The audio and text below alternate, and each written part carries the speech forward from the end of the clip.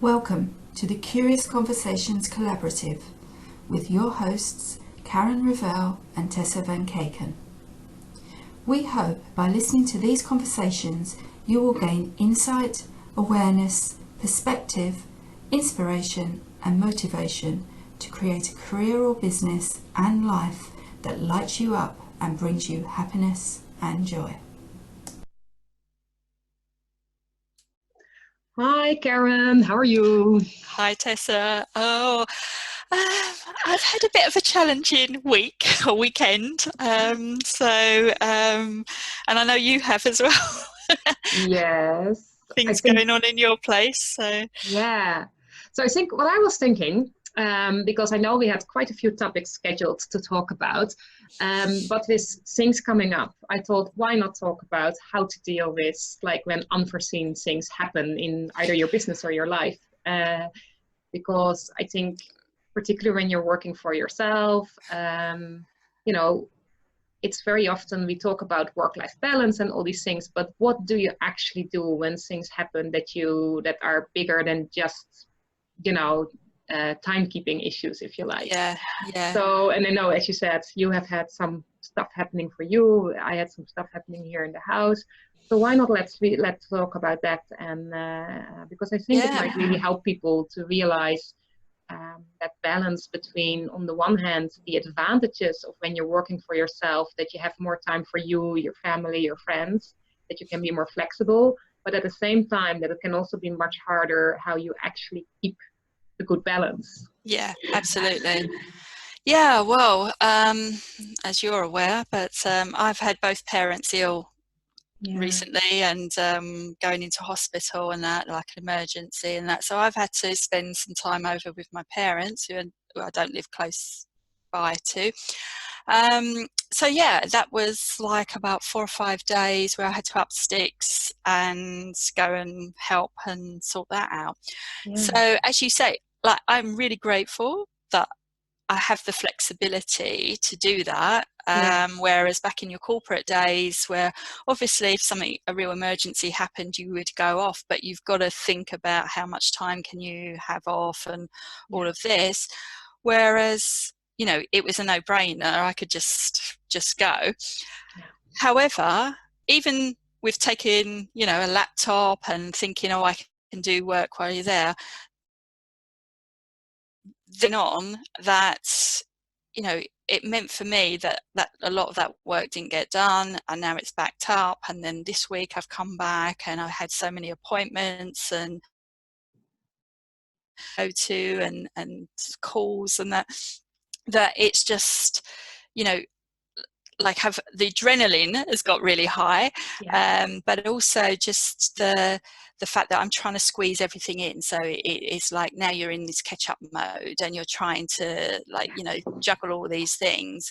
And like this weekend, I know I will be spending time like not resting really. It'll be a lot of catch up to try and get me back on track.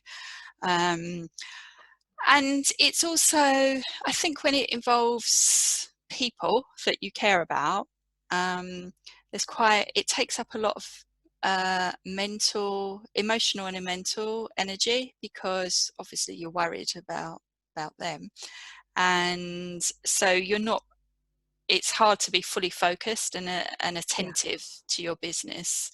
So yes, I found headspace wise, it's a little bit hard to concentrate sometimes. And then on top of that, when you're flipping from one thing to the next because you've got a busy week, it's even harder. So what I know I need right now is to step back, even if it's an hour or so, but just have some space to kind of like, okay, just calm down, write a list of everything that I should have done, I need to do, whatever, and really prioritize it, and then just get back to just saying, okay, focus one step at a time.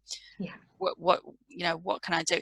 I know that the list is still long. It won't go away. It won't get shorter, but it's just that moment of saying, oh, it's okay, I'm back in control. Because I find that, and I used to find this in my corporate career as well, But when you have loads of stuff happening and it becomes a bit of a whirlwind, and you tend to keep all this to-do stuff up in your head, and you get pulled in lots of different directions. And I think you just need, like I say, that space of settling back down and just taking stock of it all, and getting a list together that you just feel a bit more back in control and a bit calmer, and then you can start working through it. Because once you, and you'll know all about this, Tessa, because this is your area, about calming down, you know, that whole, the breathing, the clarity, the mental clarity that you get, everything, you just have a better resourcefulness of getting through things than when you're all hyper and running around like a headless chicken, which is how I felt the last few days. So yeah, it's that whole energy shift of just calming back down and getting back in control. And I think there's two things to what you're saying, right? I mean, there's that running around and which, like, again, I think when I was in employment, if something happened in my personal life, then work could nearly be a space where I could kind of let that behind a little bit and just really focus on the tasks. Because even though I had a lot of, it was a lot of, like, you know, responsibility for myself, like, I mean, it wasn't like, you know, that everything was given, but still there's an organization and management behind something where you can kind of hide a little bit behind someone telling you what to do, even if it's a job with a lot of responsibility, even if you're a manager yourself. There's still always some rules from somewhere outside that you can. So I think in challenging times, that can nearly be very comforting, that it can be a way of, okay, give me something to focus on, just something that I can leave that behind. Whereas when you have your own business and you're your own boss, there's none of that, because the only one who schedules and who says what to do is you. And then when you're all over the place, and when something like this happens, and I don't know how it's for you, but like, I know when it's something like this personal, like when your parents are ill, there's also, again, I think for me, if I look to my family and friends, there is more of an understanding for if you say, well, look, I'll take as many days off as I can from an employed job where there's an outside employer. Then if you would say, look, I'll come as many days as I can, but I have to do these things in my business. But there's kind of this like, but how, you know, there's and I think that's interesting, because what that's raising for me is this whole perception of, like, maybe your partner or your family and friends, whether they see your business as a real, like, work. Because I think when you work from home, a lot of people that have you, that you, in your family and your friends and that, don't necessarily see you as being at work. It's like you're at home, so why can't you do this? Whereas, you know, like you say, you've still got all of this work to do and to complete. That it's not only the pressure you put on yourself, but it's that perception of others. Or, you know, I'm not that I'm saying my parents expected me to go or all of that, but even more your own feeling that like that. I think that again, if I have to ask an employer, can I take those off, they can say no, or you can come to an agreement how many time you can take off or whatever. Whereas if you're your own employer, you're your own boss, then people can kind of say like, yeah, but you made that choice. So there's also a little bit of guilt from within that, you know, whereas it's not that you're not prioritizing your parents, but there is that feeling nearly of like, well, if I don't spend all my time with them and just leave whatever is in my business, then kind of I am saying that I put my business above my parents. Whereas if it's an employer, you can say, hey, look, I really wanted to, but I can't help it. You can blame someone else, whereas, like you say, you take on that guilt yourself because you feel, and I think what was very interesting, I think what was very interesting what you said about this working from home in particular, where people see this as, well, you can spend your own time. I think part of that is also like even like very, very successful entrepreneurs who don't necessarily work from home anymore even, and maybe have many employees. Even there often seems to be this message that you start your own business and work for yourself to get more time. Whereas if you look at most very successful entrepreneurs, if you look at how many hours they make, they don't have that much free time at all, you know. So I think there's also that misconception that working for yourself means, oh, then I have freedom and I can just spend time with family and friends whenever I want. Whereas if you would be doing that, you don't have anything successful in your business. So I think there's also that idea as if, like, you know, that, and especially when you're starting, but that, you know, having your own business, it does not necessarily mean that you're making less hours or that you can afford to make less hours. Yeah, I think it is possible, but I think there are different, it depends on your personality and your business model and what you're trying to achieve. But absolutely, but certainly in the beginning, yeah, people and how you're driven, what you're motivated by, what your goals are. But absolutely, in the beginning, yeah, the hours that you're putting in are as much, if not more, than when you're working for someone else. What about yourself and Tessa, that you've seen this week, because you've had a disruption which is much more of like actually in your house? Yeah. So with me, like, I mean, like, I work both from home for my online business, which, you know, is like a bit more easy, like we're not actually here, but I also see clients at home.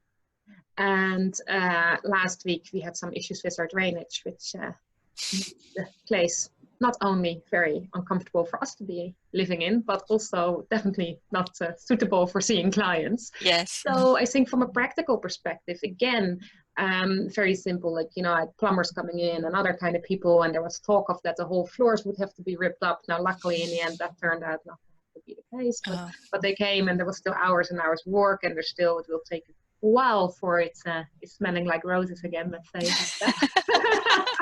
So for me that really was, but also because in the beginning, you know, again, I know plumbers are self-employed and they're very hardworking people, but their strong side is generally not like making sure you get really clear planning of when they plan to come and how long they think everything is going to take. So there was this thing of like first just not knowing when they were coming and being like, well, it's nice that I'm working from home, and if you say you're coming somewhere between 9 and 5 that I'll be here, but I also have stuff to do. I still have, and particularly with clients, of course, I need to know, like, what can I do?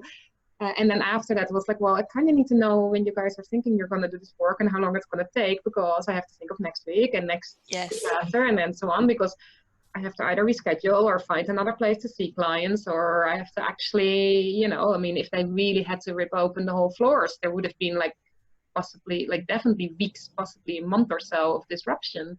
Yes. So for me, that realization was that, again, if we talk about being employed, it's kind of like, oh, it's not my responsibility. If something happens, there's, you know, somewhere a board or a membership that has to think of what to do. Here, I have to arrange everything myself. I'm kind of managing, well, my environment for myself, but also what do I do with clients? Do you cancel? Do you reschedule? Where do you go? Do I have to find a place? Like, you know, the admin around that. And dealing, of course, with the people that are here to repair everything. So I think that was a very practical way. And for me, what's very interesting is what you talked about, like, there's nothing you can do about it. Same for with your parents, you know, like, I mean, the actual situation, you can't do something about it. So I actually gave a meditation workshop yesterday where we talked very much about this idea of, like, you know, this, that feeling you're in control of your life or your business or whatever's going on. And I think this would be a really nice topic to go dive deeper in another time. But just very briefly, I think that the only way to get that is by actually letting go of trying to control everything, because especially the things you cannot control, like things like this. So for me, being able to be in that space where I just accepted that this was the situation, couldn't do anything about it, and that I really focused on, okay, what is it that I need to do? What are the things that I do have control over? What can I arrange? What is it? That's helped me so much to at least not get into that overwhelmed mindset of, like, too much, don't know what to do, what do I, and so that really helped. But there was still the practical thing, and I realized like how sometimes to a degree there is an element of missing this, like just closing the door at home and just going to a place to work. And of course, again, as self-employed, you can have that to a degree. I mean, you might be working not in your actual home, but in an office. But even there, if either something happened in your home or if something happened in your office, the idea is like, in whichever environment you're working as being self-employed, it's all on you and you have to sort it all. And I think that's really more that's speaking of responsibility as well, I guess. Yeah, absolutely. And until you can build your own team. Yes.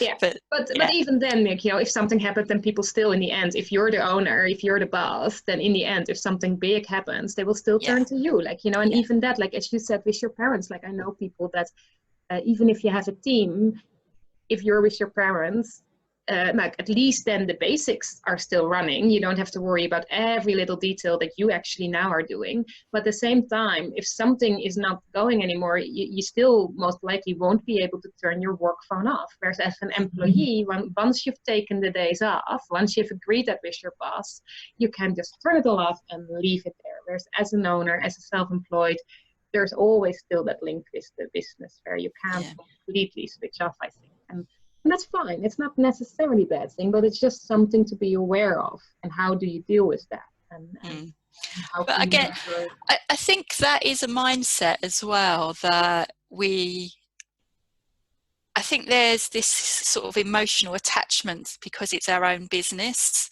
It's almost like it's our baby. We've got to look after it. Whereas perhaps it doesn't need to be like that. Perhaps we can switch off from it and put it down in situations like this. So it might be one that we another discussion sometime about our mindset or our relationship with our own business, and how that might differ to perhaps if you're in an organisation, in a job, employed. If you're I do think there is that difference between thinking that you're micromanaging it and that everything has to happen now. I do think, actually, I met someone at a conference who was saying about that they said, like, as a business owner, like, and he had a much bigger company, lots of employees, but he always said, if I get an email about something happening and people know this, or a phone call or whatever, that I don't respond for the first 24 hours. Full stop. Because most of the time, by that stage, people have figured out and solved themselves. After 24 hours, I'll get involved if there's still an issue. But also he did say, he said, look, and people know that if something is so urgent that the house would be on fire, if it wasn't dealt with now, they know the channels to actually reach me and deal with that. But so I thought, like, for me, that's it, kind of. It's like, you can never, like, in my opinion, you can never be completely not there, because it's like when you're an employee in a big company and there would be no manager available and there's something happening, you need to be able to reach someone in a way.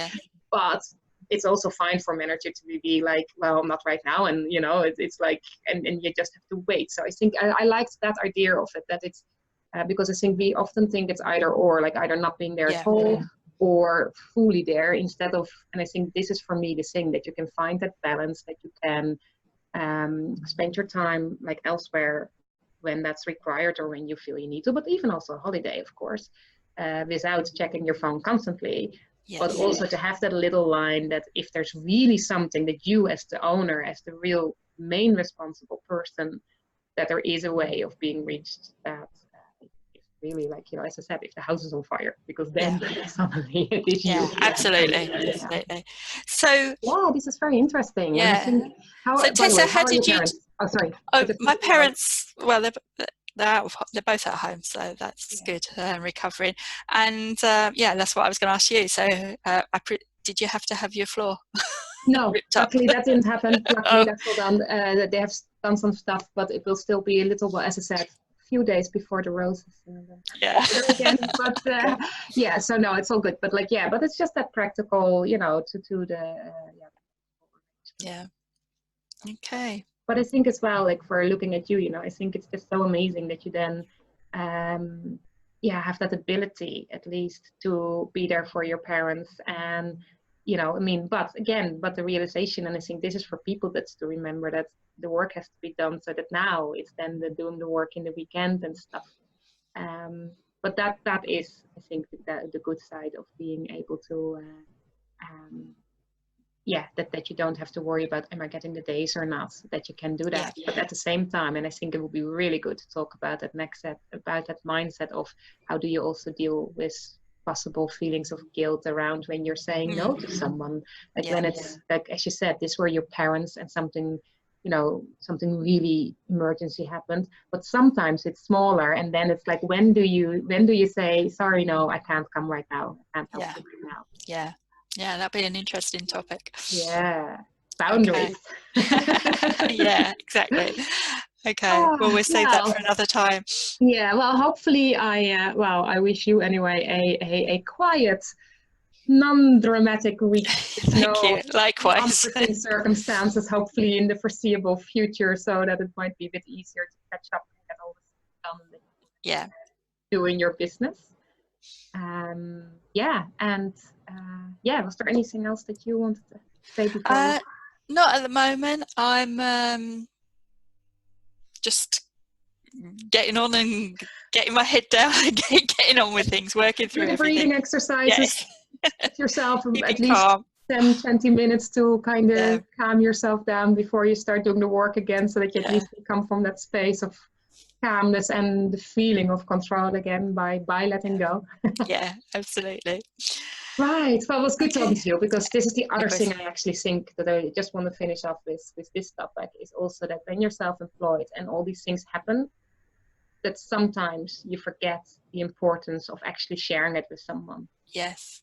And absolutely. Because you don't have the colleagues, you don't have and of course you might have family and friends, but to actually, I think this is why also the being in communities of other entrepreneurs or other professionals that are struggling with things, that you can have a community where you can actually say, hey, God, stuff is happening for me. I need some, whether it's emotional or practical support, but create your own community of support for that and use it, because I think otherwise you get even more like, you can go into overwhelm around it. Absolutely. Yeah. So I'm glad at least we can have these conversations, because that does help a little bit.